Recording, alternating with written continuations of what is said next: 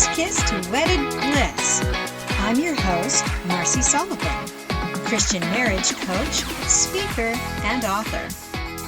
Here we explore biblical wisdom and practical tools to help you build a strong, joyful, Christ-centered marriage. So let's dive in. Hey everybody, and welcome back to Journey to Lasting Love. We are on week 9, a great week, Rekindling Delight. Ooh. Our scripture focus is Proverbs 5:18. Let your fountain be blessed and rejoice in the wife of your youth. All right, remember the beginning. What were things like when you guys first met, when you were first dating? I'm sure you laughed at all of his jokes. Still does? That's good. That's good. We were really curious about one another because we didn't know anything about each other. And when you get a few miles down, a few years into the relationship, we stop asking questions. But there's still so much we don't know. I mean, they had, 20 or more years before you met them. There's a lot of life there that you can explore and find out. For instance, who was your favorite family member growing up? Who was your favorite uncle or anything like that? Just different things that we can still be curious about. Marriages start with passion and playfulness. I'm sure that was a big part of why you got together. You were attracted to each other physically. Like, ooh, she's hot. Oh, he's a really cute guy. Those kind of things, that passion started out in the marriage, and then being playful. And those are all things that we need to remember and go back to, because over time, schedules replace the spontaneity.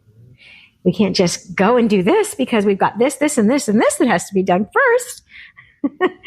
Sometimes it's okay to drop it all and just let's go for a drive. We haven't seen the sunset on the beach in how long? Those kind of things. Duty often overshadows desire. So we talked a little bit about that duty last week, and that we really want to be motivated from a love perspective, not a duty one. And familiarity can lead to neglect. So like we were talking about, instead of being curious and asking questions, we can just sit around and never talk to each other about anything or ask questions, even just to find out, how was your day really? Tell me more. God designed marriage for joy. Again, I love older couples that are still so happy together. It is so precious, and definitely a goal, I think, for all of us to still enjoy each other long into our 70s, 80s, and beyond. So God designed marriage for joy.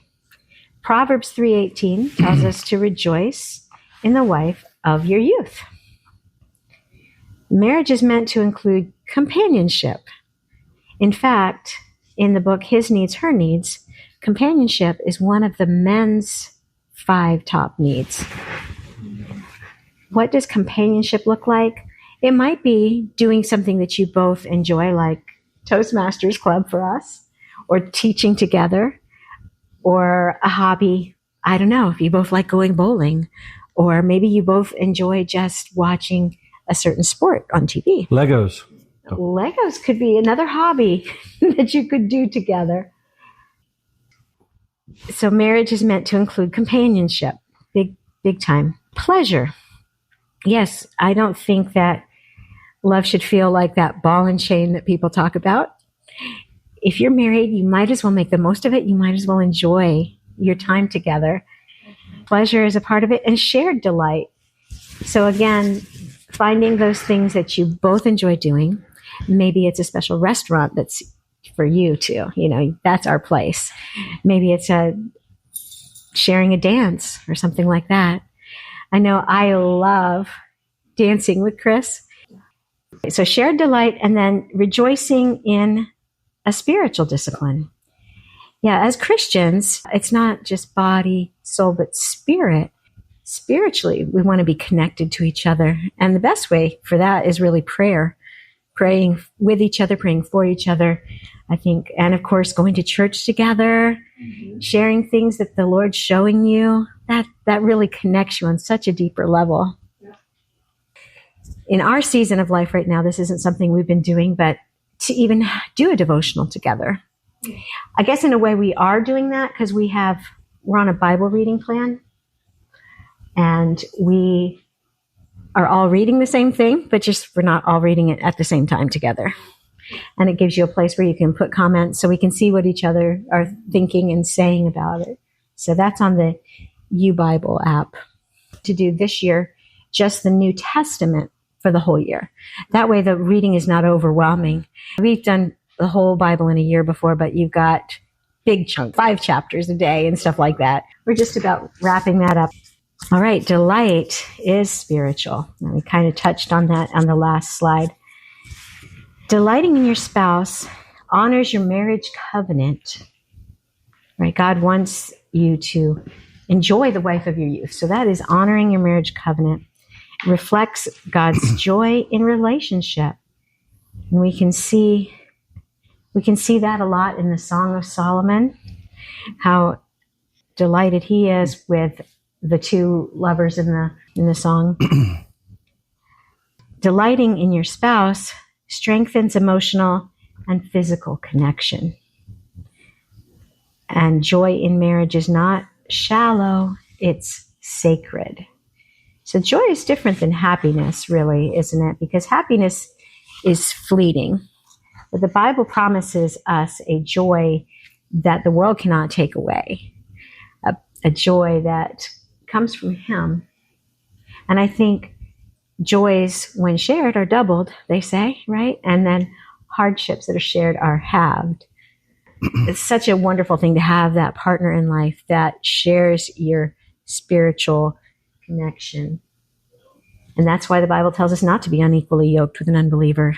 I'm sure we all know people who have compromised in that area and regretted those decisions. It's really hard being the one that goes to church alone because the other person just has no interest. Well, you have to have, being a Christian, we're totally unique because we have a future and a hope. Yeah. And when conflict is the key to deeper intimacy, you're going to struggle. You got to go through the struggles to have the deeper intimacy. So and go through the conflicts. You have to go through it, and to go through it properly, you're going to get joy from it. You're going to overcome it or together. And I think that's really, really important. That is, founding fathers said, what is in the pursuit of happiness? Mm-hmm. Pursuit. The key is pursuit, not the happiness, because we never get the happiness. And that's not living in the, we talked about this before, the gap and the gain. That's living in the gap. That's not living in the gain. And so when you're never going to get happy. You're never going to be happy. If it's always out there, yeah. But when you're thankful and grateful for what you have, right, then you can find that happiness, that joy in where you are. Yeah, not just happiness, but joy in what God promises. You'll get exceeding joy. Yeah. That means joy on top of joy on top of joy. It's not just, you'll be happy because you did it. You'll have the emotional chemical high from getting the dopamine rush or whatever, but it's going to be a satisfaction that's so deep. And I think a really important part of that is going all the way back to our first lessons, is you cultivating that relationship with the Lord on your own, you being responsible for what you're bringing into the relationship and not expecting the other person to meet all those needs, to fill all those things. And when you're both coming into it like that, then it's going to be a lot easier to enjoy each other and to experience that joy. And tacking on to what he was saying in regards to trials and things, you really have a choice going into any one of those things. Are we going to let this pull us apart? Or are we going to hold on to each other through this? And I tell you, that is the only way to go through a struggle, is to hold on to each other, not to point the finger of blame or accusation. Well, if you hadn't done this, then this wouldn't have happened or anything. That's not productive and that's not helpful. but to just remember that we're in this together. We are a team, and we're going to get through this together, because if God allowed it, he's going to get us through it. So how to rekindle delight. All right, I have a couple here that are running. That is not our favorite thing. I don't know about you two. We did a couch to 5K one time. I may have told you about it. And I'm really proud of us. We actually completed the whole thing. But at the end of it, we're like, yeah, we don't really like running. We're just going to walk. We're going to walk. You know, those shared experiences, things that you like doing together. Yeah. And I'll tell you what, I wouldn't mind traveling where they're at right now, where all those mountains. Right. I would go for a walk there. Or bike ride. Yeah, or bike ride, sure. So rediscover joy with intentional action. All right, so we talked about what we did at the beginning. You know, we laughed a lot when we first got together. Laughing together is still important. Sometimes it might be something silly. Chris will send me a reel that he found on Instagram to laugh, share a joke together, or even a story of, you won't believe what happened to me today at work. And just to be able to share those things and laugh together. Let's not forget about the power of flirtation. You can be flirty in a text. It could be something as simple as, oh, I can't wait to get my arms around you. It doesn't have to be anything risque, really, but just to let them know that you still desire them and you still enjoy being with them and spending time. And you don't have to be creative and try to get this all on your own. The one app we mentioned, that Intimately Us, they provide prompts for you to do things. Okay. And they had a flirtation challenge. It was a 14-day challenge, free. We signed up. And they'll send you an email every day with 2 choices of something you could do for your spouse that day. One of them was just simply writing love notes on the bathroom mirror, or sending a cute little text, and they give you an idea of what you could send and stuff like that. So but it is intentional, because if we don't think about it, we don't plan for it, it's not going to happen. And really, I think we need to go back to that fact that any goal that we have to plan to achieve it. And if our goal is to be like that sweet little couple someday, still happy together, then we've got to, what are we doing now to get there? And so that's those intentional things. Try new things together. On our 25th anniversary, I found something that we'd never done before every single month that year. So we kind of had a 25th extravaganza of things that we hadn't done. And we got to do one week where we went to Branson, Missouri, which I don't know if you've ever been there, but it's kind of like, they say it's like the Nashville of the Midwest or something, but they have a lot of shows, but it's very family friendly stuff. And we got to do a helicopter ride, which is something I'd never done before. We did, they have like a roller coaster that just runs on the gravity of the cart itself going down the hill. We did all kinds of different things that year. We went swim with the manatees that year. We did so many fun things. So trying new things together, it stretches you out of your comfort zones. And you might find some things that you like enough that you want to do it again and again.